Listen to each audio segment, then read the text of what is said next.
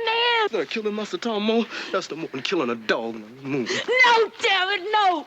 He's your daddy. Blood is red as sunset. I mean, what you think about your friends at the top? Who you think beside yourself's the pick of the crop? Now, you gonna tell Will or not? I'm not gonna do your dirty work for you. Fine. I'll call him from the road. How come he don't want me, man?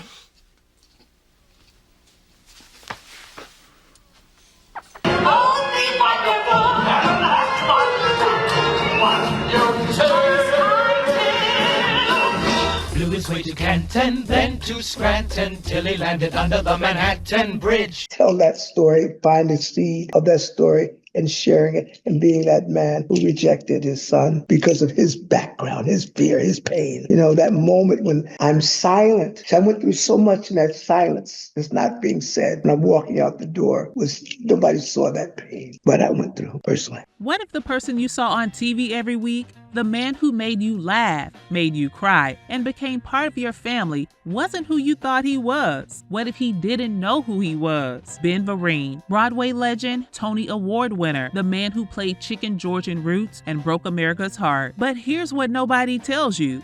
Ben Vereen spent most of his life not knowing his real name.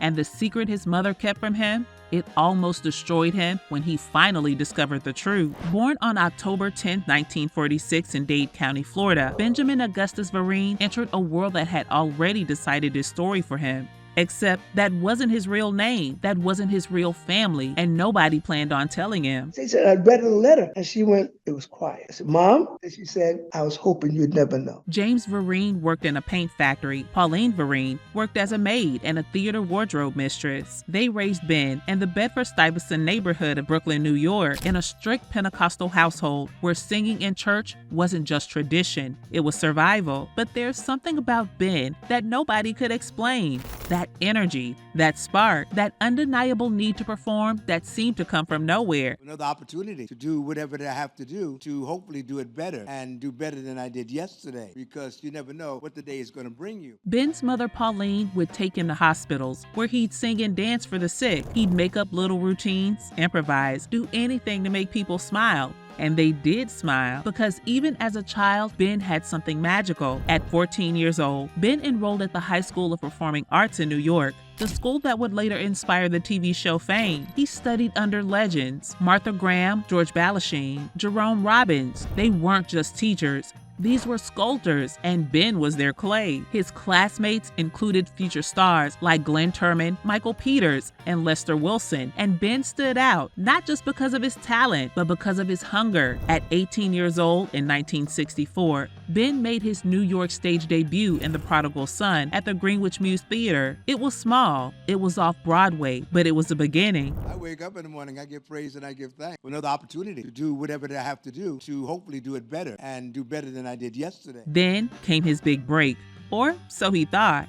In 1964, Sammy Davis Jr. was starring in a Broadway musical called Golden Boy. They needed an understudy, someone who could match Sammy's energy, his charisma, his sheer presence on stage. They chose Ben Vereen. But being Sammy's understudy meant something Ben didn't fully understand yet. It meant waiting. It meant watching. It meant being ready for a moment that might never come. And it meant dealing with Sammy Davis Jr. himself. Find the seed of that story and sharing it and being that man who rejected his son because of his background, his fear, his pain. Ben waited for Sammy at a restaurant in Santa Monica. 6:30 p.m. turned into 7:30, then 9:30. No Sammy, just Ben, sitting at a long table, smoking, watching celebrities like Joey Bishop, Dean Martin, and Lucille Ball float past him like he was invisible. He was about to leave when Sammy finally walked in with 50 of his closest friends. Sammy hired him for Golden Boy. They were going to take the show to Chicago, then to London, but there was one problem.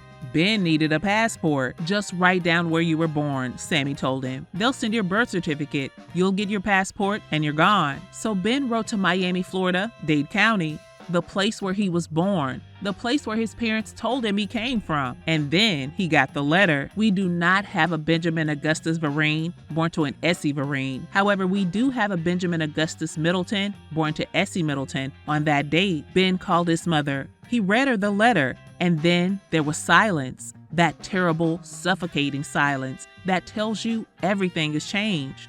I was hoping you never know, she finally said, 25 years old, about to tour internationally, about to step onto stages around the world, and Ben Vereen just found out he wasn't Ben Vereen at all. He was Benjamin Augustus Middleton, adopted, given away, raised by people who loved him, but kept the biggest secret of his life locked away. But Ben didn't have time to process it. He had a passport to get, a show to do, a career to build. So he buried it, pushed it down, and kept performing. In 1968, Ben appeared in Hair on Broadway, the musical that defined a generation, anti-war, pro-love, wildly controversial. Ben brought his electric energy to the stage every night, and audiences went wild. Then, in 1971, came Jesus Christ Superstar. The mole's alive. Man ain't worth a chicken. He ain't alive. Mama, get off my way. Ben played Judas Iscariot in the original Broadway production. He was nominated for a Tony Award for Best Supporting Actor in a Musical. He didn't win, but people noticed. And then came 1972, the show that would change everything. Pippin. Just started. There's a whole lot of things you can try yet. Like what? Take a look at this. Directed and choreographed by Bob Fosse, the legend himself, the musical told the story of a young prince searching for meaning in life. And Ben Vereen played the leading player, the narrator, who guides Pippin through his journey. Ben Vereen won the 1973 Tony Award for Best Actor in a Musical. He also won the Drama Desk Award. At 26 years old, Ben was a Broadway star. But Broadway wasn't enough. Hollywood came calling. In 1975, Ben appeared in Funny Lady with Barbra Streisand. Well, he's a great big good time, Charlie, that the girls all rave about. He was nominated for a Golden Globe. Then came Sweet Charity in 1969. Blew his way to Canton, then to Scranton, till he landed under the Manhattan Bridge. Directed by Bob Fosse for the screen, Ben worked alongside Shirley MacLaine and Sammy Davis Jr., full circle from his understudy days. But then came 1977, the project that would cement Ben Vereen's place in American cultural history, Roots. For a slave, you weren't always a slave. Oh, he's a slave, you're a free man. The mini-series based on Alex Haley's novel traced an African-American family's history from slavery to freedom, and Ben Vereen played Chicken George Moore from age 18 in 1824 to age 64 in 1870. I'll be meeting a lot of dignitaries and royalties and things like that. I'm representing their high school of performing arts there. I'm giving them a check of endorsement from their government. Over 130 million people watch Roots. It became the most watched television event in history at that time. Ben was nominated for an Emmy Award, and suddenly, Ben Vereen wasn't just a Broadway star. He was a household name. I'm in hopes that it will wipe away all that prejudice of people, a blind prejudice. But here's the twist nobody talks about. Ben played Madge Sinclair's grandson in Roots. Years later, he'd play her husband in Star Trek: The Next Generation. Starfleet is considering the Hera lost. Search isn't much more than a formality at this point. And in Roots, he played the son of Leslie Uggams' character, even though Leslie was 3 years older than him in real life. He also played George Stanford Brown's father in the show, despite being more than 3 years younger than Brown. Hollywood magic. Age is just a number when you're that good. After Roots, Ben's television career exploded. He started in with his own variety show, Ben Vereen, His Roots. It won 7 Emmy Awards. He appeared on The Carol Burnett Show, The Muppet Show, The Love Boat. He was everywhere. Who's that? Oh, someone I met somewhere, I guess. I hate to tell you the truth, I didn't remember her name until she said it. In 1980, he starred in 10 Speed and Brown Shoe, playing E.L. 10-Speed Turner, a con man partner with a stockbroker turned detective. The show was created by Stephen J. Cannell and ran for 1 season. And this guy Turner, he's a hero, a real big hero. So we're gonna play the story up big. You understand? Really big. That's right. Now, are all my facts correct or not? Years later, in 1987, Ben reprised the character in J.J. Starbuck. Same name, different show. same creator. Would you do me a favor? Would you call up and tell them I'm coming? I'd hate to run into any problems and be stopped by security and lose this most precious soul. But in the middle of all this success, Ben's personal life was falling apart. He married Andrea Townsley in 1966, his first love, the girl from the gospel choir at her father's Brooklyn church. They had a son, Benjamin Vereen Jr., but the marriage lasted only a few years. The demands of show business, the constant traveling, the pressure, it was too much. 3/4 of the year, Ben was on the road, away from home, away from his family, flying from city to city, country to country, performing, smiling, giving everything to strangers, while his own children grew up without him. In 1976, Ben married Nancy Bruner, a dancer he met during the London production of Golden Boy. Together, they had 5 children: Kabara, Malika, Naja, Karen, and one more. 5 kids, 5 lives that needed their father. And Ben was flying 747s, living out of hotel rooms, chasing the next show. His daughters would later tell him the hard truth. When people saw Ben on television, that was time he wasn't with them. Every Disney special he hosted during the holidays, that meant he missed Christmas at home. Every standing ovation, that was another night his kids went to bed without saying goodnight to their dad. And Ben knew it. He felt it. The guilt ate at him every single day. He was raised by a mother who told him, if all we have is a donut, you'll eat the donut and I'll eat the whole. So when show business gave him opportunities, Ben did what he was taught. He provided, he worked, he sacrificed, and he missed everything. But the universe has a way of teaching lessons, sometimes brutally. In 1987, Ben's daughter Naja was killed in a car accident. She was 16 years old. 16, just beginning her life, just starting to understand who she was. And in one moment, she was gone. Ben spiraled. The guilt, the grief, the decades of being absent, it all came crashing down. He turned to alcohol. He turned to drugs. Then he checked into rehab in Utah, a place called Cirque Lodge.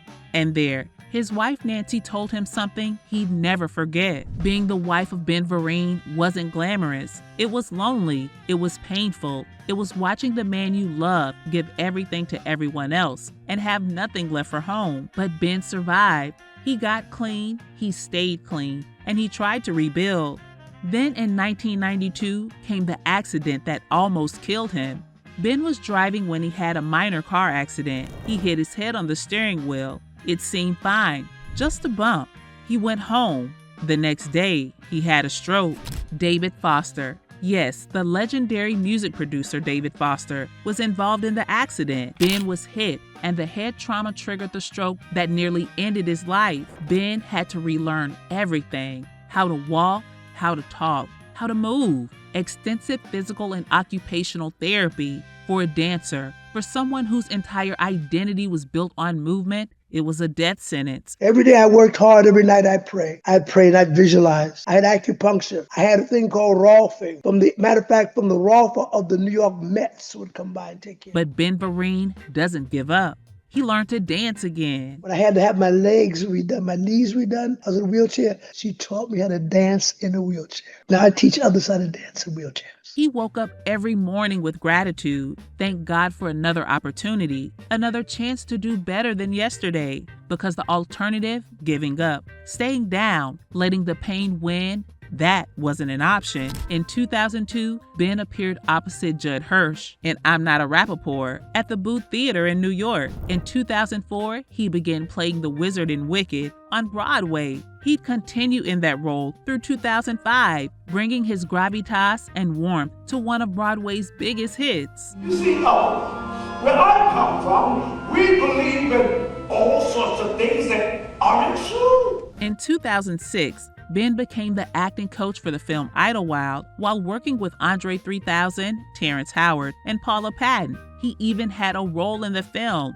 His godson, Usher, yes, that Usher. In 2007, Ben appeared in an episode of Grey's Anatomy that earned him a Prism Award. The role was small but powerful. Ben brought death to every second of screen time. I've known those two for five years. We went on picnics, the ball games. I babysit for them. And then in the same year came the role that would make a new generation cry. Will Smith's absent father on The Fresh Prince of Bel-Air. Some business came up I gotta handle. So we're gonna have to put our trip on hold. You understand? Yeah, that's cool. That's cool. Just for a couple of weeks. Wait, that episode aired in 1994, not 2007, but it's immortal. It's the episode everyone remembers. The one where Will's father abandons him again, and Will breaks down in Uncle Phil's arms, asking, "How come he don't want me, man?" Ben played that father, Lou, the man who walked out, and nobody knew, not the writers, not Will Smith, not the producers, that Ben was living that pain in real life, that he was the father who left, that he carried that guilt every single day. The universe chose him to tell that story at that moment in his life, when he was finally beginning to understand the cost of his choices. Years later, Ben's daughters would watch that episode and finally understand their father's pain from the other side. The pain of leaving, the emptiness that haunted him. But Ben wasn't done searching because he still didn't know the full truth. His daughters came to him and said, "Dad, we're going to have children one day. We need to know who's in our blood." So Ben started looking for his biological mother, for Essie Middleton, for the woman who gave him away. He met a genealogist in Mexico named Roxy Lafara. She worked for the Pearson family, and that's when the journey began. 16 years ago, Ben found his family. His biological mother had died, but he found his siblings. He found his sister Gloria, who lived in Connecticut, just an hour away from where Ben had lived his entire life. 1 hour, all those years. His grandfather, the originator of the holiness churches in the South, the Pearson churches. And here's the twist that makes you believe in fate. Ben's first wife, Andrea Townsley, was the daughter of a holiness church bishop. Ben married into the church his grandfather founded without knowing it. At the family reunion, 200 people showed up instead of the expected 50. Everyone wanted to meet Ben Vereen, and then his first wife's aunt walked in. "You're Essie's son," she said. Ben's birth mother, Essie, had been best friends with this woman. Ben could have sat next to his biological mother in church growing up and never known it. But there's a reason Essie gave him away. She came from New Orleans after an altercation. She was working as an orderly at a hospital in Miami. One rainy night, she was standing in a doorway with another pregnant woman named Pauline. They got to talking. Pauline invited Essie home.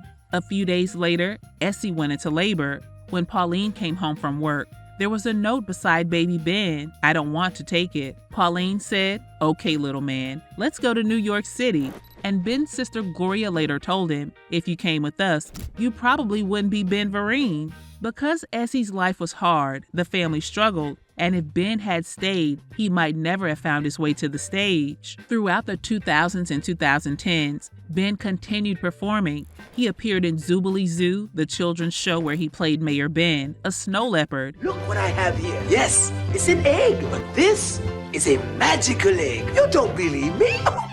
What's this? He wanted to give something to kids, to inspire the next generation the way he was inspired. We forget they exist because we see the after product, but they are the reason for the product being what it is because they make it look good. In 2011, Ben was inducted into the American Theater Hall of Fame.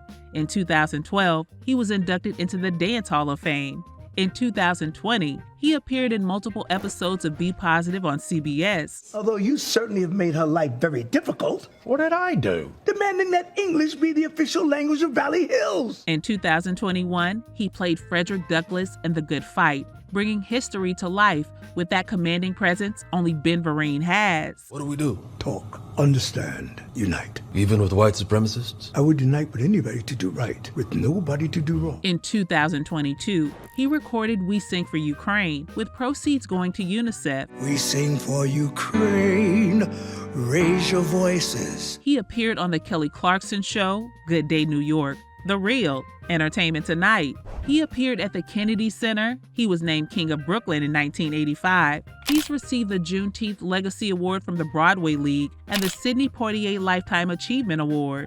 And in 2025, Ben Vereen will receive a Lifetime Achievement Award at the Cheetah Riviera Award Ceremony on May 19th at the NYU Skirball Center for the Arts. He's also finishing his memoir, The Full Story: The Pain, the Joy, the Secrets, the Revelations, everything he's lived, everything he's lost, everything he's learned. As of 2025, Ben Vereen is 78 years old. His estimated net worth is $5 million.